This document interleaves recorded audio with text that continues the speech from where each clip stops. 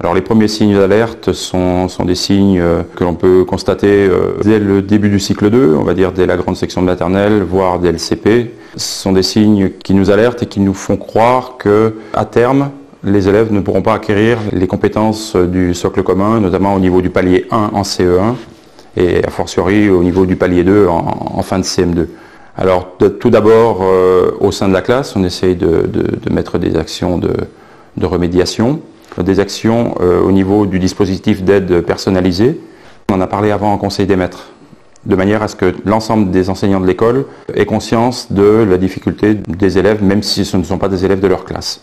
On peut faire appel aux membres du RASED dès le cycle 2. Les élèves pour lesquels les difficultés vont être à la fois persistantes, graves, durables. On peut aussi imaginer l'allongement de la durée d'un cycle avant de prendre une décision réelle de monter un dossier pour une éventuelle orientation qu'on pourrait proposer à la fin de la scolarité primaire.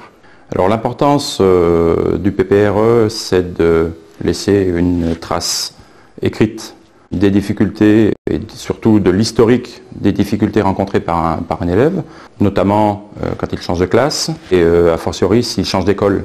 Ça permet aux enseignants qui récupéreraient un élève dans leur classe avec des difficultés antérieures qui sont marquées de pouvoir avoir un historique, avoir un suivi et de pouvoir prendre en charge les difficultés le plus tôt possible. On y consigne les demandes d'aide au RASED, les aides mises en place depuis la maternelle jusqu'au CM2, les décisions qui ont été prises, les rencontres importantes avec les parents.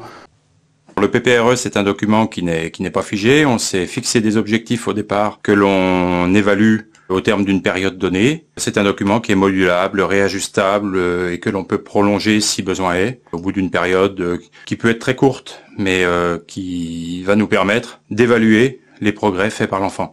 Le calendrier de dépôt du dossier pour une éventuelle orientation vers les enseignements adaptés, c'est vrai qu'il est assez contraignant. Tout doit être bouclé et déposé sur le bureau de l'IEN pour fin février, de manière à ce que l'IEN de circonscription puisse étudier le dossier et le transmettre pour fin mars à la CDO. Alors l'information aux familles, on essaye de la faire le plus tôt possible.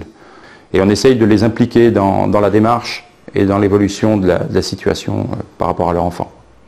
La CDOEASD est présidée par monsieur le directeur académique et elle regroupe des personnes qui viennent de tous les horizons. Nous avons des chefs d'établissement, des directeurs d'école, des enseignants. Nous avons des enseignants spécialisés également, des directeurs de SECPA. Nous avons aussi bien sûr des parents d'élèves, des psychologues scolaires et des copsychologues du second degré. Et c'est toutes ces personnes qui sont amenées à étudier les dossiers qui sont proposés pour une éventuelle orientation. En règle générale, lorsqu'un enfant est repéré comme ayant des difficultés durables et pour lesquelles tout ce qui a été mis en place n'a pas donné les résultats escomptés, l'école ou le collège envisage une orientation et il y a un dossier qui est envoyé à la CDO. Cette commission se réunit et va donner un avis, dire oui, cet enfant relève des enseignements adaptés ou n'en relève pas. La décision finale est prise par monsieur le directeur académique. Les difficultés de Milan ont commencé dès la maternelle, donc ça a été très dur. Il ramait, il n'arrivait pas à faire ses devoirs, il n'arrivait pas à comprendre en cours. Les professeurs croyaient que c'était de la mauvaise volonté de sa part, donc il a été dégoûté, écœuré de l'école. J'ai dû le faire suivre par un psychologue parce qu'il avait des angoisses avant d'aller à l'école le matin, parce qu'il se faisait réprimander constamment. Personne ne comprenait ses difficultés. J'ai choisi l'orientation de la SECPA pour Milan, pour que Milan reprenne confiance en lui et parce que le niveau est adapté. Il a repris confiance en lui, il va à l'école avec le sourire, il n'a plus d'angoisse, il n'est plus suivi par un psychologue. Il a des bonnes notes, il arrive à faire ses devoirs tout seul, il est devenu autonome. Mes attentes, c'est qu'il intègre un lycée professionnel par la suite ou un apprentissage selon son choix. À l'école primaire, ils allaient trop vite et j'avais du mal à comprendre et à le faire. J'avais des grosses difficultés en toutes les matières. Je ne sais pas pourquoi je suis en SECPA. On aide les personnes qui ont des difficultés et que dans la 6e normale, ils ne nous aident pas du tout. Ce qui me plaît, c'est de sauver les gens. Je voudrais être pompier. Je ne sais pas quelle étude je dois faire pour être pompier. Je me suis spécialisée pendant 1 an à Lyon pour passer un CAPA SH. La spécificité, c'est d'avoir la capacité d'enseigner plusieurs matières à des élèves en difficulté. C'est savoir s'adapter à chaque élève. C'est un élève qui est en grande difficulté scolaire, mais aussi en difficulté par rapport à lui-même. C'est-à-dire, il a un manque d'estime de soi, il n'a pas de confiance en lui, il a une image dégradée de l'école, il se sent souvent mal dans sa peau. Alors le contenu de l'enseignement, il est basé sur des compétences de palier 3. Mais on peut reprendre des compétences dans le palier 2. On revoit un peu le programme de l'école primaire, ce qui permet de repartir sur de bonnes bases. Et après, on a mis en place une progression, en gros, du programme de collège, de la 6e à la 4e et un petit peu en 3e. C'est un examen qu'il passe à la fin de la 3e, qui se prépare tout au long de l'année de la 3e. Les élèves font des stages. À partir du premier stage, ils font un dossier qui va leur permettre de passer un oral. Ensuite, ils ont une grille de compétences qui est le palier 2. Ça permet de travailler tout au long de l'année. On fait des évaluations particulières sur ce palier. La SECPA, c'est un cadre qui est contenant, qui est structurant, qui est rassurant. Et c'est un endroit aussi où les gens qui enseignent en SECPA essayent toujours de positiver. On est toujours dans l'empathie et la considération positive auprès des élèves. Je suis nouvellement arrivé dans l'établissement et en fait à la rentrée, la direction m'a demandé de prendre en charge les classes de 4e et de 3e SECPA. Je me suis retrouvé dans des situations difficiles par le fait que je n'ai pas une formation pour l'enseignement spécialisé ni adapté. Et du coup, ça m'a demandé de faire un travail sur moi-même, de me remettre en question par rapport à mon enseignement et de trouver des solutions qui soient pour ce public que je découvre cette année. Je me suis efforcé au mieux de coller par rapport à ce qu'ils faisaient en activité professionnelle. J'essaie d'adapter le programme des SVT. Les élèves de SECPA donc demandent beaucoup d'attention, de cadrage au départ par rapport au fait de respect de consignes parce qu'ils découvrent des choses nouvelles, du matériel nouveau, donc ils sont curieux et ils sont animés de faire plein de choses avec. Et du coup, il faut imposer quelques limites au départ pour pouvoir travailler avec eux correctement. La différence entre un collège traditionnel que j'ai pu connaître à Poncin ou à Lagneux et le collège de Péronin où il y a une SECPA, c'est que le public d'enseignants est sensibilisé à la difficulté scolaire. Pour le travail autour de la SECPA, donc on est deux, je suis aidé donc par Madame Venet, la directrice adjointe de SECPA. Elle avance des choses et ensuite on valide des choses mais qu'elle avance elle-même. Donc il y a beaucoup d'autonomie quand même au niveau de la SECPA dans un cadre qui est le collège et avec un seul chef d'établissement. Mais il y a l'autonomie et c'est elle qui dynamise des projets, c'est elle qui dynamise les collègues autour de tous ces projets. C'est elle qui voit en deuxième ligne après la CPE quand il y a des problèmes avec des élèves de SECPA. Donc il y a la CPE en première ligne parce que c'est la CPE de tout le collège. Et ensuite c'est Madame Venet quand il y a des soucis. Et ensuite éventuellement ça arrive jusqu'à moi. Il y a quand même, on essaie de respecter une hiérarchie par rapport au suivi des jeunes quand ils ne sont pas en réussite. Bon, maintenant tu vas me tracer.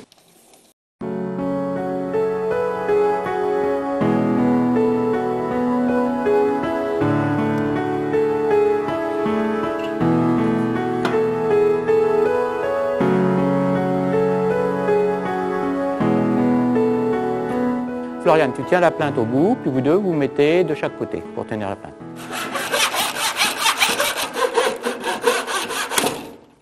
Je suis issu du corps des professeurs des écoles et il y a 5 ans, j'étais à Suresnes en formation pour obtenir le 2D, 2EAS.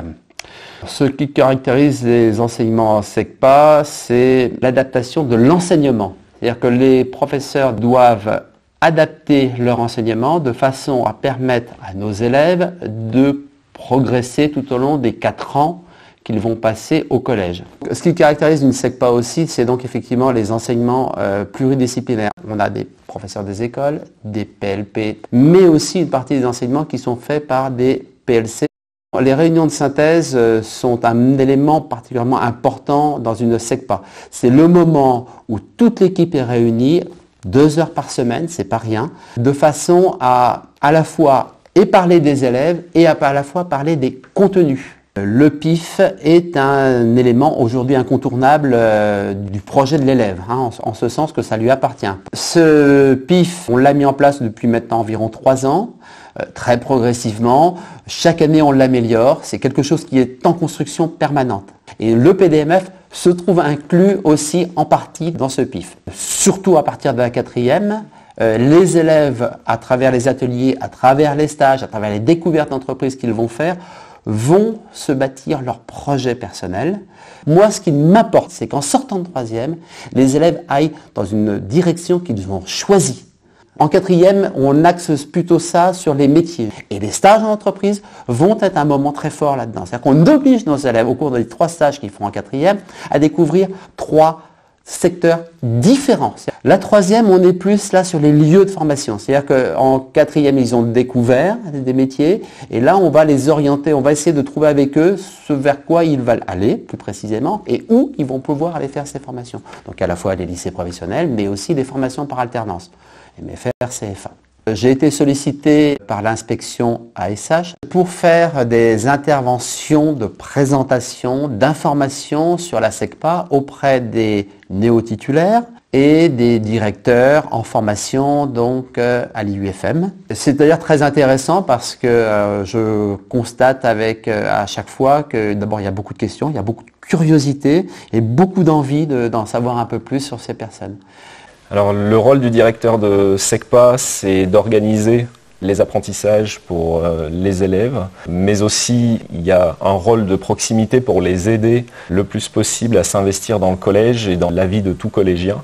On partage notamment cette tâche ensemble puisque les élèves trouvent dans le collège 2 interlocuteurs, le CPE et le directeur de SECPA pour ce qui concerne la vie scolaire. Dans la pratique professionnelle, il n'y a pas de différence dans la manière de considérer ces élèves. On a une grande partie des élèves de SECPA qu'on ne voit pas plus que les autres collégiens. En revanche, ça demande une adaptation parfois dans l'approche de certains élèves qui peuvent avoir des difficultés de comportement ou de compréhension de la règle.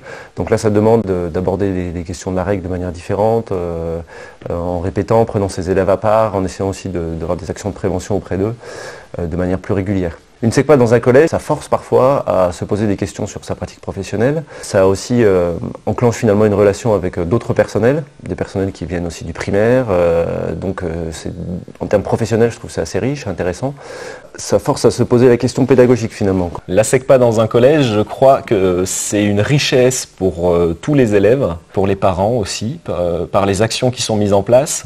Les élèves de SECPA sont complètement associés aux actions du collège et nous essayons le plus possible aussi d'associer les élèves du collège aux actions que nous menons en SECPA. Et ce partage finalement aide les adolescents à se rencontrer, à grandir, à être plus tolérants. Par rapport aux collègues du premier degré, et notamment les enseignants de cycle 3, nous travaillons depuis plusieurs années à leur proposer des visites, de venir lorsque les élèves sont là pour les rencontrer, pour connaître le public des SECPA, des réunions d'information qui ont lieu chaque année. Il y a un échange qui a lieu entre les directeurs d'école, les enseignants de cycle 3, la SECPA. On propose aussi des mini-stages à leurs élèves pour que les familles puissent venir visiter, que l'enfant puisse, avant même de signer le dossier qui partira en CDO, venir voir ce qui se passe dans une classe, passer une journée en 6e. Ce sont toutes ces petites actions qui finalement permettent de faire connaître la structure et c'est en faisant connaître la structure qu'on fait tomber les préjugés. En SECPA, on a une grande liberté d'action dans la mesure où on ne prépare pas nos élèves à une formation qualifiante. Liberté pour monter des projets, pour stimuler les élèves autour d'un projet et faire des travaux concrets, des chantiers extérieurs. On est sur de la découverte et également sur l'apprentissage de gestes professionnels et je crois que nos ateliers, quelle que soit la discipline, servent surtout à donner envie aux jeunes de faire quelque chose de leurs mains, à leur donner des habitudes de travail, à leur apprendre à tenir un poste de travail, à s'organiser autour d'un poste de travail. Le principe me paraît fondamental. Et à travers cette dynamique, aller vers une réussite professionnelle pour qu'ils puissent choisir plus tard un métier et une voie qui leur convienne. Le dernier projet en date, nous sommes donc partis pour faire des travaux d'aménagement, de barriérage, de pose de barrières et de plantation de végétaux. C'est un chantier que j'ai fait avec les élèves de 3e ERE. Nous sommes confrontés à des impératifs de saison et de météo, puisqu'on travaille en plein air. Donc il fallait qu'il fasse beau. Donc en l'espace de 48 heures, on va dire 36 heures sur place, on a pu boucler le chantier. Je pense que le plus difficile pour les élèves, ça a été de se confronter à la réalité du monde du travail, aux impératifs de délai, à l'efficacité au niveau de l'organisation sur le chantier. Je pense que l'expérience va leur apporter beaucoup pour la suite de leur formation. Ce qui est très important, c'est de pouvoir aller au bout de la réalisation. Donc là, ils sont partis sur un chantier où il n'y avait rien. Ils ont obtenu un produit fini au bout de 36 heures, où il y avait donc des barrières scellées, donc de la maçonnerie à faire, des plantations à mettre en place, du terrassement à faire. Donc c'est visuellement assez impressionnant. Ici, à Bellegarde, il y a un lycée professionnel sur la cuisine, qui concerne la cuisine, donc avec agent polyvalent de restauration, pâtisserie. Donc moi, en tant que professeur d'HAS, c'est vrai que je me tourne plus vers tout ce qui est alimentation. Mais on fait aussi de l'entretien du linge, entretien des locaux, de la vente aussi, et puis du service. Donc l'enseignement théorique, c'est plus par exemple la microbiologie, c'est tout ce qui est les microbes, pourquoi il faut tuer les micro-organismes dans une cuisine de collectivité et comment surtout. Ça peut être aussi au niveau de la cuisine, par exemple là les muffins, c'est à base de levure chimique. Alors quelle est l'action de la levure chimique sur les gâteaux? Et c'est souvent un lien par exemple avec la science physique. Donc dans le restaurant pédagogique, c'est ici qu'on prépare les repas et qu'on sert les repas pour recevoir les adultes le midi ou voir les élèves. Il y a aussi, quand on fait les petits déjeuners, les goûters, on reçoit les élèves ici. On voit les différents champs professionnels. On fait la couverture, la charpente, la plaque de plâtre, l'isolation, pousse de fenêtres et de portes, carrelage, faïence, peinture, maçonnerie, un peu de menuiserie, serrurerie. C'est la préparation d'un mode opératoire. Il y a les fonctions de travail, on a la fourniture, le matériel, l'outillage, et tout ceci est transversal sur les différents champs de métier. Alors, ils vont en stage, une semaine ou 2 semaines. On va faire des visites d'entreprise, on va faire des salons pour voir les différents lycées, CFA et autres. On n'apprend pas un métier en SECPA, on les prépare pour aller en lycée professionnel ou en CFA. Ça fait 15 ans que je suis professeure. Ma première expérience a été en SECPA. J'y ai été affectée en région parisienne sans même savoir ce qu'était une SECPA. Ça a été une expérience très très enrichissante. En atelier VDM, on enseigne la vente, puisque comme on peut le voir autour de nous, on a une boutique avec des rayons, avec une zone d'encaissement. Tout est à faire dans l'entretien de vente, je dirais, l'accueil du client à la prise de congé, en passant aussi par la mise en valeur des produits. On a créé une enseigne, un logo, un slogan, donc voilà, tout ce qui concerne le magasin. Donc ça, c'est la partie vente, distribution. On apprend aussi aux élèves à connaître les acteurs de la distribution, centrale d'achat, grossistes, détaillants, producteurs, etc. On travaille aussi le magasinage, c'est tout ce qui est réception de marchandises, stockage, préparation de commandes et expédition. Donc ça, c'est vraiment une partie qui est découverte en SECPA, qui ne l'est pas, qui l'est beaucoup moins en tout cas en lycée professionnel. Voilà. Je me souviens de l'école primaire. J'avais un comportement qui n'allait pas. C'est vrai que j'étais très agressif. Le métier que je voulais faire, c'était donc vendeur itinérant. Et j'aimerais bien construire mon entreprise. L'année prochaine, je voudrais partir en CAP EVS. Ensuite, je voudrais partir pour 2 ans de plus en bac pro. Je vais devoir trouver un patron car au jour d'aujourd'hui c'est très difficile parce qu'on est dans la crise. Moi j'ai déjà demandé à plusieurs patrons qui m'ont dit non. Je suis très motivé, je vais me donner les moyens et je vais déjà commencer dès les vacances là à chercher un patron pour l'année prochaine. Qui font 30 et 20 qui font 50.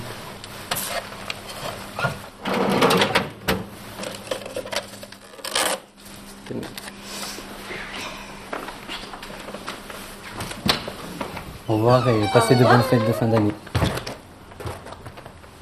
J'accompagne essentiellement les élèves dans leur parcours scolaire en prenant en compte leurs difficultés, leurs compétences, leurs besoins. Je prépare l'orientation future vers les études et les métiers. Dès la 4e, On intervient en classe pour travailler le schéma d'études post-troisième, pour préparer progressivement l'orientation. Et en troisième, on rencontre chaque élève et les familles pour prendre une décision sur un CAP. C'est une difficulté, cet écart entre le rêve de chaque enfant et la réalité. Les élèves de SECPA sont destinés à un CAP et il y en a très peu sur le secteur de Bourg-en-Bresse. Donc une de nos missions, effectivement, c'est de faire prendre conscience aux élèves qu'il faut parfois repousser ses rêves et accepter la réalité scolaire et professionnelle. On parlait tout à l'heure des rêves. Je me souviens d'une jeune fille qui est passée par un CAP agent polyvalent de restauration à l'EREA Philibert Commerson de Bourg-en-Bresse qui souhaitait travailler avec les enfants et chose peu commune, elle a pu, après son CAP APR, poursuivre en CAP petite enfance et aujourd'hui elle exerce en crèche. Ce qui était bien quand j'étais en SECPA, on avait des ateliers, on était peu nombreux et aussi les cours étaient adaptés aux personnes. Par rapport aux autres élèves du CAP qui viennent du collège ordinaire, oui. Est-ce que toi tu penses que tu as été plus aidé, que tu savais plus de choses qu'eux en arrivant? Les autres élèves aussi, ils n'avaient pas de stage pour voir d'autres métiers et découvrir. Après le CAP, je voudrais faire un bac pro cuisine. Adrien, il aurait dû redoubler le CP, qu'il avait beaucoup de difficultés. On n'a pas voulu le faire redoubler. Et il a accumulé les difficultés scolaires jusqu'au CM2. Le directeur, il m'a dit à la fin de l'année scolaire qu'Adrien ne pouvait pas rentrer au collège. Ils m'ont envoyé vers M. Mazuir, enseignant référent à Bellegarde. Après beaucoup d'entretiens, on a fait des bilans pour Adrien pour voir vraiment ses compétences. On a réussi à l'inscrire au SECPA, ici à Saint-Ex. On s'occupe beaucoup plus de lui, on l'aide dans son travail. Adrien il commence à faire beaucoup de progrès. Il reprend confiance en lui et là, il a commencé à avoir des bonnes notes et donc il a fait 4 ans ici, mais ça l'a beaucoup aidé. Adrien fait son CAP en alternance de cuisine et son parcours, ça se passe très bien, tant à l'école comme au travail. Adrien, il est épanoui et moi pareil.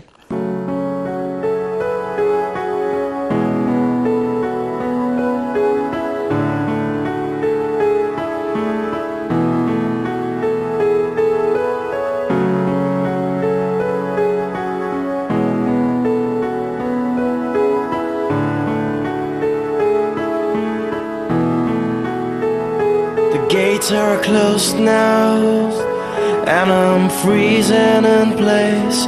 You're not watching, I'm cheapening myself. Wouldn't go there where I spent my bedlam days. You